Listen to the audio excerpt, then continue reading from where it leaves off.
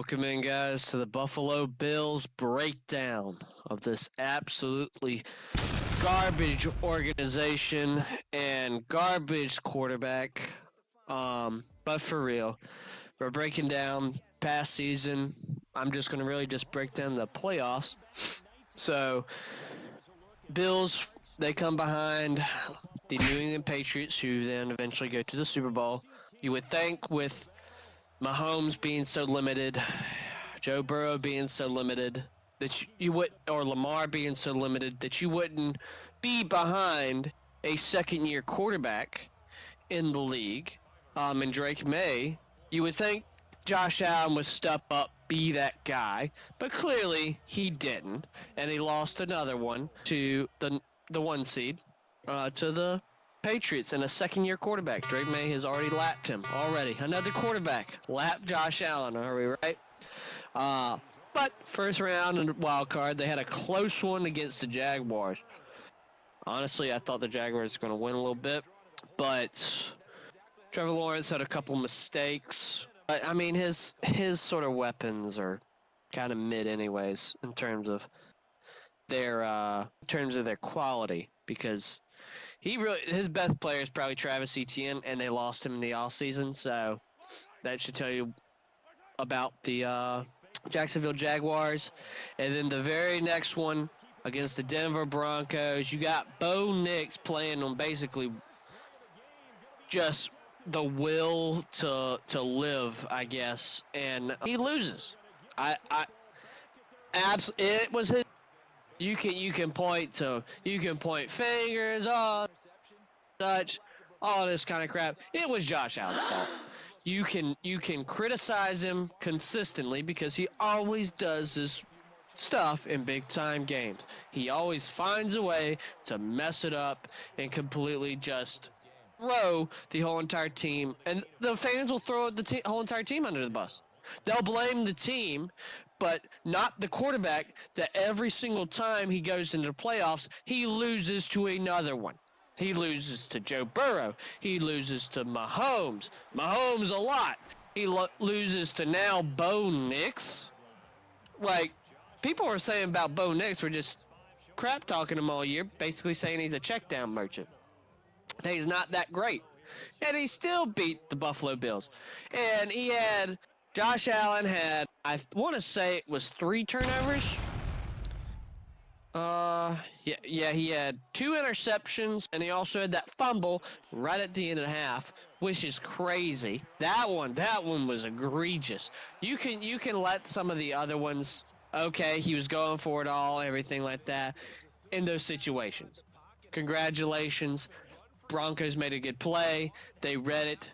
You took a shot, didn't work out. Okay, let's go back out on the field and try to recoup. But no, he proceeds to fumble, and the whole entire NFL media protects him, Dan Orlovsky especially, saying, well, the offensive lineman should have just jumped on the ball. Well, why did he have the fucking thing out in the first place? Why was he messing ball like it's a damn hacky sack in one of the biggest games of his life, where he can have a Super Bowl chance, where this was supposed to be his year. Mahomes is hurt. Lamar is hurt. Burrow is hurt. This is Josh Allen's time. You ain't got nobody in front of you. But he somehow finds a way just to fart it away, because that's what Josh Allen does. That's all he continues to do. But in terms of the Buffalo Bills, I thought their draft was kind of mid. I think their best acquisition was probably DJ Moore. I would think that would probably be, but that's not the same DJ Moore from the Panthers. Um, DJ Moore had his best sort of career with Joe Brady, their current head coach now, after they blamed Sean McDermott for Josh Allen turning the ball over 3 times and his defense only allowing, I think it was 13 points without turnovers. It was some low number. And Sean McDermott got blamed for it, even though Mr. Josh Allen is glorious king that he is, apparently, to media and to fans. But DJ Moore, going with Joe Brady, had his best career years with Joe Brady at Carolina when he was the offense coordinator under Matt Rule. Even with the turnstile of quarterbacks that they had over there, But I think that DJ Moore's up there in age now. I want to say he's in his 30s now. He's not the same player that he was in Carolina or whenever he got to Chicago. He's not the same exact player.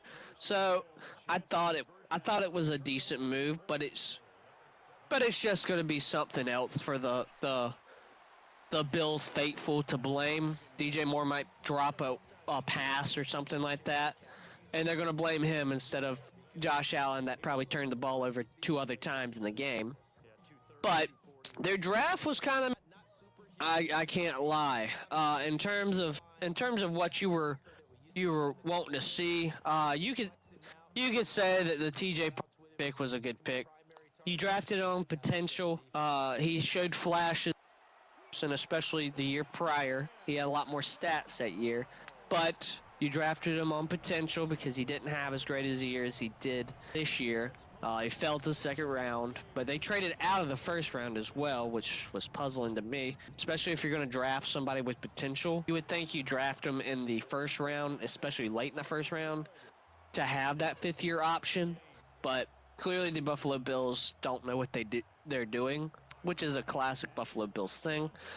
I thought the cornerback choice was actually a pretty decent one. I think Davis Davison for Ohio State coming off a really really good Ohio State defense.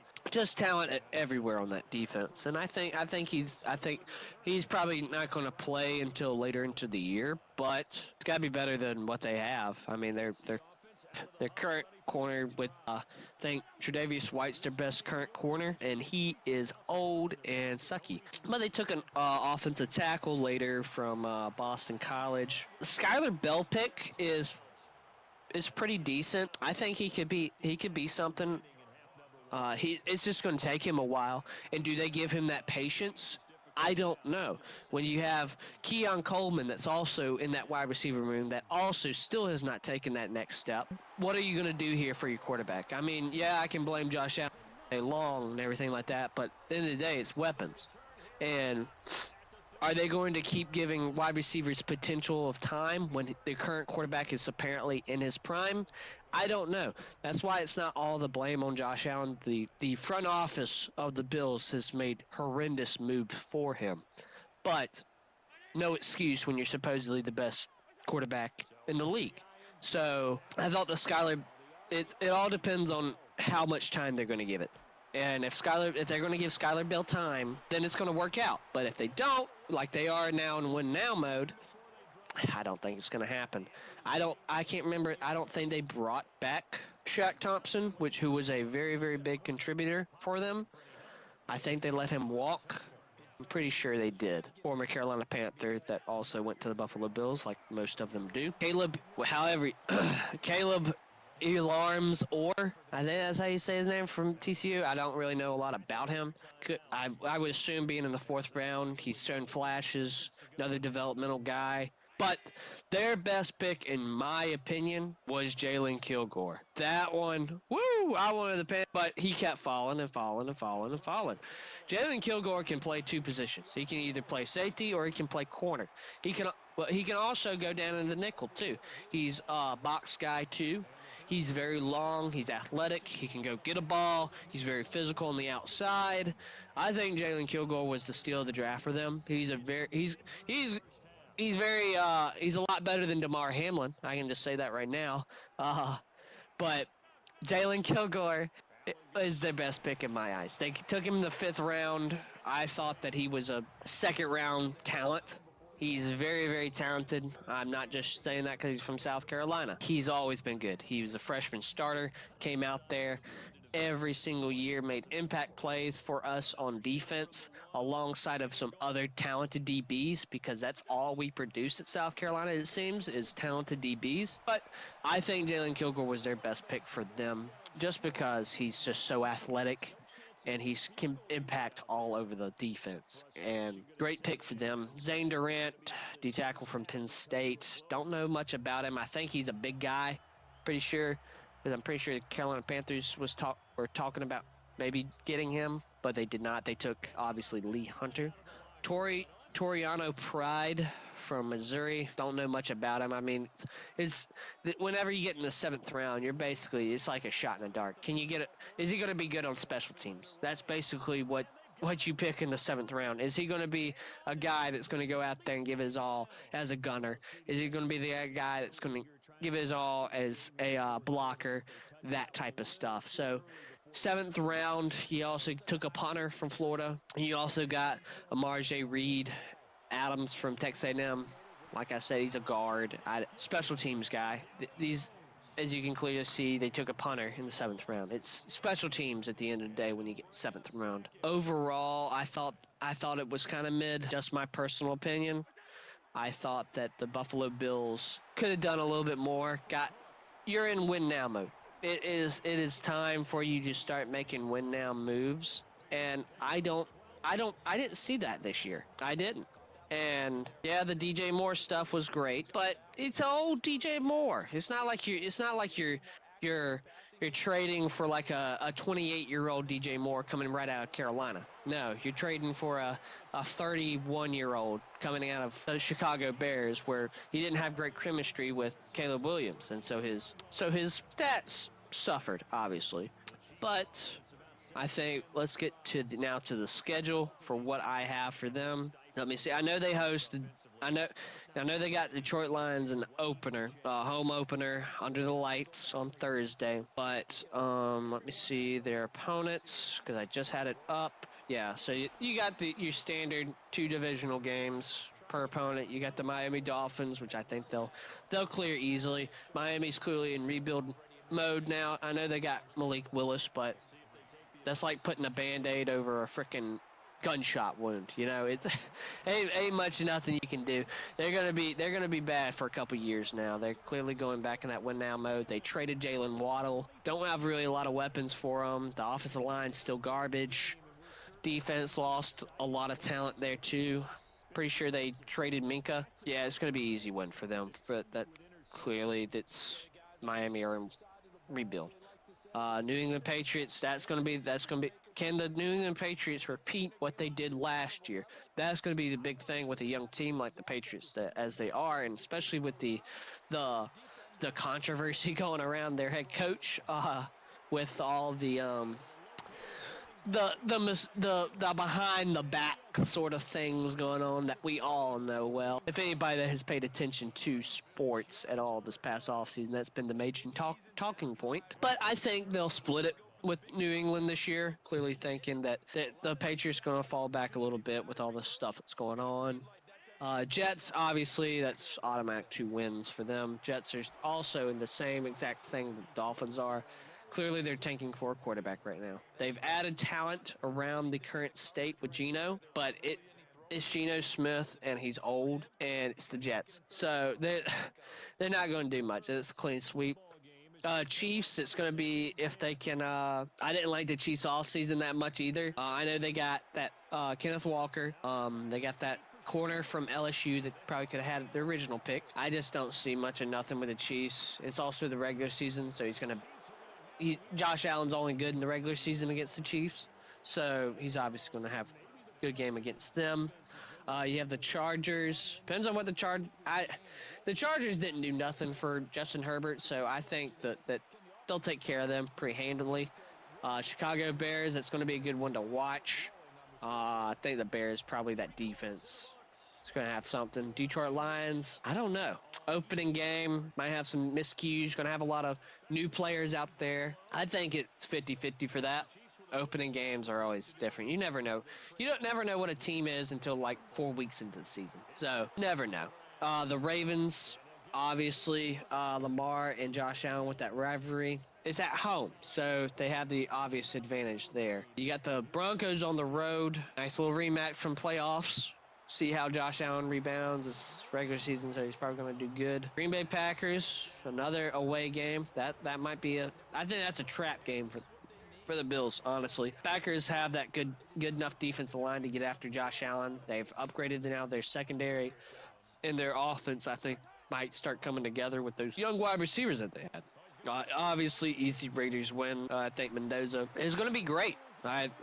He plays a lot like Tom Brady, but He ain't gonna beat Tom Brady in this one. I think the Bills easily walk away with the win. You got the Vikings. I think the Bills are going to handle the Vikings pretty solidly. Kyler Murray hasn't been doing that great in all season right now. Been throwing some picks in practice, but you want to throw picks in practice. That's where you want to throw them. You don't want to throw them on the field. So you never know. We'll have to see with the Vikings a little bit. Texans, I think Texans are going to beat the shit out of the Bills. That defensive line just got even better. The secondary, I think still remaining the same. Linebackers, I think, still remaining the same. They actually re-signed one of their top linebackers. I forget his name, but he's very, very impactful. So I think that the Texans are going to beat the shit out of the Bills. It's just plain and simple. Texans always seem to do good against the Bills, which I would too if I saw Hunter and Will Anderson across from me. I think I would start shitting my pants. So I don't blame them for losing that game. And then the Rams, I think the Rams are probably the favorite to win this year. So I think the Bills are probably going to get there. I think they're going to get the because it's on the road too. So I think they're going to get their a baseball bat coming across their head, even worse than the Texans, because that Rams team has upgraded the hell out of their secondary. They did not have a good draft, but the offseason moves were good enough because you are in win now mode with Matthew Stafford at the age he is. I think the Bills get absolutely just beaten to a crisp, or burnt to a crisp, not beaten to a crisp, burnt to a crisp by that Rams team. But overall takeaway, you have a Buffalo Bills team that is win now mode. You're expecting a first time head coach in Joe Brady to be able to handle all the stress of everything like that. I was always high on Joe Brady, so I think he could do it. However, he needed a young team, not starting off with this veteran team that is currently in win now mode. You have no sort of learning ability because every single game you're playing, this is it. You're playing for the Super Bowl. Which honestly, that's what you're supposed to do for any team because that's the level of competition. But specifically, when a team has age on it and you've moved picks for said players, you have investments into winning now. I thought that was a stupid ass freaking decision to do that, to hire a first year head coach. I still think Joe Brady's a great guy, and I think he's a great offensive mind. It's just a difference between managing the time, managing plays, managing relationships, managing everything. It's tough, and I'm not going to blame them. And if the Buffalo Bills fans or they start blaming Joe Brady, I'm just like, tough titty said the kitty. You fired your veteran head coach for your quarterback shitting in the playoffs once again, and you're going to blame him. So I thought their all season was very, very ass. DJ Moore moves pretty good. Still, you're not getting the same DJ Moore. Joe Brady, rookie head coach, going out there coaching a veteran team that's in win now mode. He's going to get majority of the blame. And Josh Allen's going to turn just like every single year. He's going to be the golden child. Oh, Josh, nothing wrong. Josh Allen does nothing wrong. Well, he hasn't been to the fucking Super Bowl one damn time, and he's supposedly the best quarterback in the league. Like, let's get a grip here. We got to start having conversations about this guy. He is not as great as you think he is. Whenever it's the clutch time, he does not show up. He's going and right in that little corner, crying like a little baby. There has to be a point in time. But in terms of my Bills breakdown, I want to say in terms of overall record they're going to have, I'm going to go 11-6, 12-5 at the best. I think they're going to see obvious signs of a rookie head coach out there. I don't think they upgraded their team enough, and I think they're going to probably be the second seed or third seed. Shit, they might be even below that. So it all just depends on how the AFC comes out. Final thoughts: 12-6 at best, 11-5 probably. I would say probably 10-7 at worst. But yeah, I think the Bills fans will probably be disgruntled. Tough titty said the kitty, like I previously said. Bills Nation, it's what you deserve. That's pretty much my breakdown of the Buffalo Bills.